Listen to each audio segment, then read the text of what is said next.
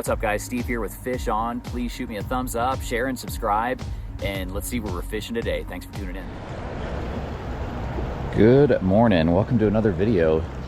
Back on the St. Vrain River, and I don't usually do this, make back-to-back episodes on the same body of water, but something about this little creek made me want to come back.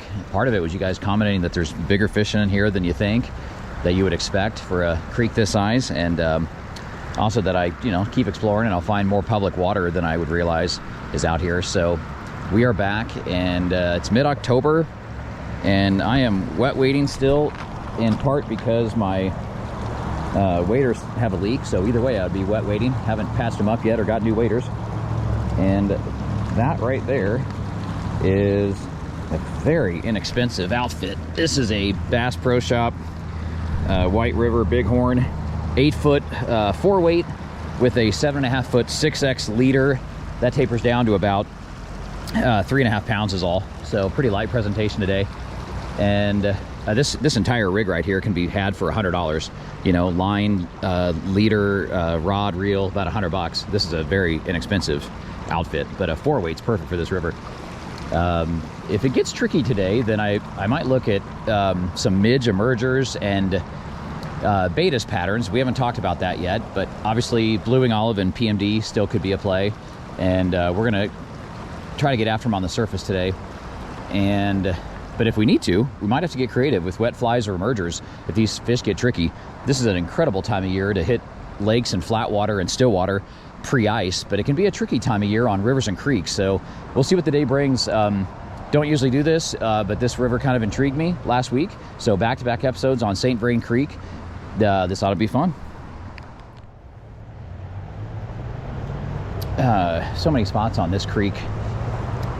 The best angle has been to throw upriver like I am right now, and then obviously strip line, because the line's coming to you, so you got to strip your line so you have control of your line. But rather than across, a slightly upriver and a cross throw, it's been hard to get a drag-free drift. It's, lots of mins with a dry fly is just really not a very good play. So just kind of throwing upriver and then making sure you strip line in, because the line's coming to you, has been the best play.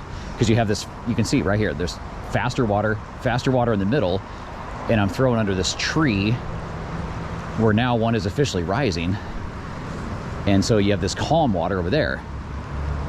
So casting upstream is by far, the most effective technique right here. Fish on. Let's go. About size of last week's fish, but putting a little bend in the 8-foot 4-weight. Like I say, such a good tool for this creek, and he came up and slammed a dry fly. I'll show you here. Rainbow. It's actually decent size for this river. Decent size.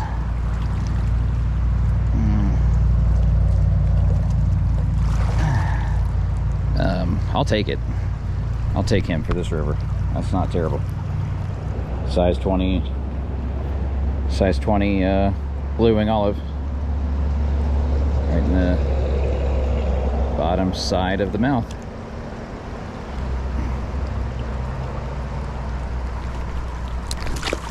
See you, buddy. Dropped him, but that's okay. He was in the net. Another classic St. Vrain run here with a couple rising fish, and just where you'd expect fish to be. And again, doing the upriver upstream cast where I've got to obviously strip the line back to me. Definitely just the best way to present your fly in a stretch like this, with trees on both sides and not much of an angle to work with. So, obviously standing in the water, there's nothing on my back cast. There's nothing to snag me on the back cast, and I can throw forward, just strip line to me, so there's not a ton of slack when I set the hook is all. And I'd be surprised if we don't pull one out of here, maybe even on this throw. with the same size 20 BWO. See what happens. Oh, that's awesome. Called my shot there. That was the next cast after I said I wouldn't be surprised if I got one on this, out of this hole, out of this run. Another fish on. A couple rising further ahead, so I'm going to keep working this run. I don't think this guy's going to scare anybody. He looks like another rainbow that wanted to play the game at the size 20 blue wing olive, so yeah, we'll take him. Look at that bend in the 4-weight. That's so awesome. You could use a 3-weight, but I like the 4-weight. Sometimes you want a little backbone on your cast.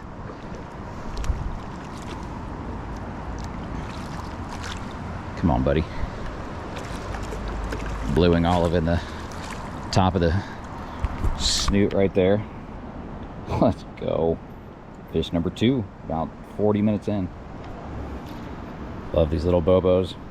Love to get a multi-species day out of today with the brown, but I don't know. We shall see. What a beautiful little fish. Let's kiss this one. Mwah.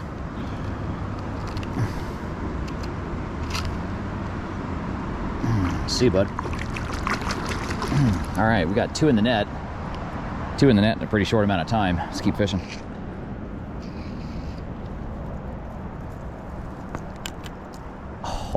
Oh, gosh darn it. I just missed one. Just where a fish should be, right behind this rock. Let's go right back.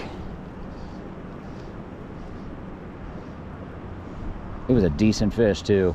That was a decent tug and pull in this line. Wow, that was the biggest fish I've ever felt at a St. Vrain. And that's what made me want to come back here. You guys told me they were in here, but right behind that rock was a quality fish for this creek. I'm sure of it. And he just came off. One more throw. I mean, literally a textbook spot where a fish should be, obviously, behind that boulder.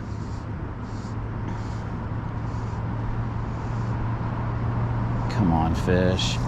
One more good throw. Just right where he should be. It's funny how everybody knows there's calm water behind a boulder, but you also want to fish right in front of boulders, because sometimes there's part of the boulder you can't see. That also provides a pocket of water for fish to hang out in.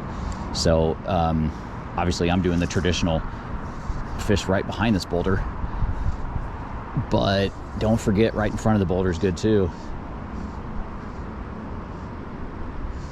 Oh, come on. Oh, that was a decent tug. I'm telling you, that was a decent tug on this line. Give it this one more throw.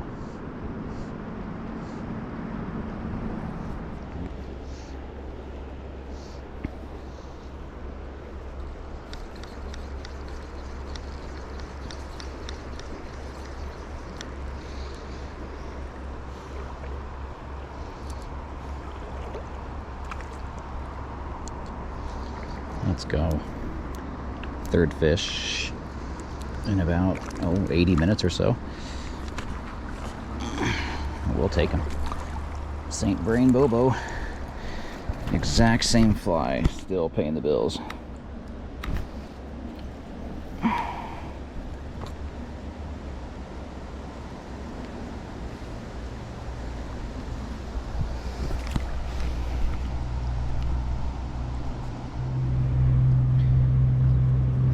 Slip through. Perfect. See you, bud. Fish on. Fish number 4. This is so cool. The bite slowed down, so I went to a fly. I'll show you guys in a second. The Griffith's gnat just had to change it up, and this one hammered it. That's pretty cool, because I don't know what the Griffith's gnat simulates, but we all have them in our box, and it paid the bills, and it's right there in the side of the mouth. Let's go. So all 4 Bobos today, and he's gonna slip right through the net. So Get this guy headed the right direction here.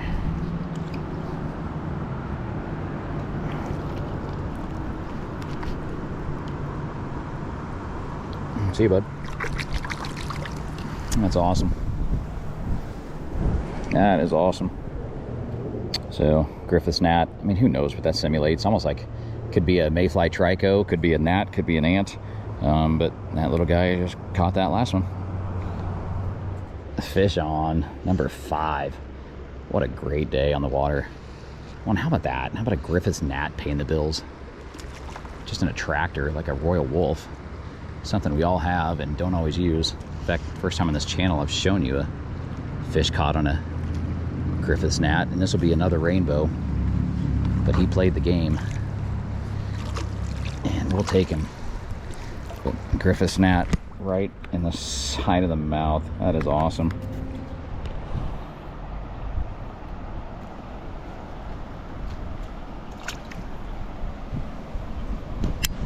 There he goes.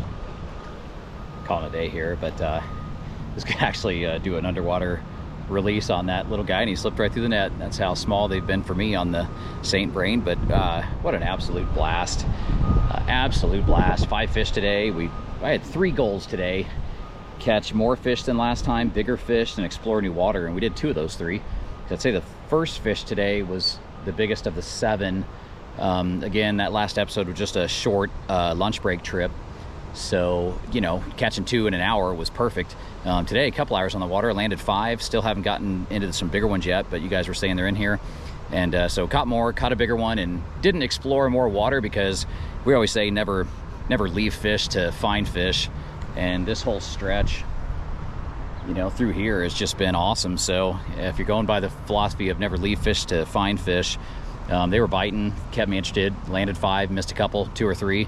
So that's enough to keep your interest and enough action right there. So a little tricky and picky today, but not bad. I mean, when you consider that landed 2 on the Griffith's gnat, the rest on blue wing olive, and missed one on a parachute Adams, that shows that they were taking a number of flies today. All I can say is small fly was key and dark fly was key. Size 20 and smaller was what paid the bills today. But what an absolute fun one. Plenty of time to still coach later today. I hope you guys enjoyed this. We'll catch you on the next episode.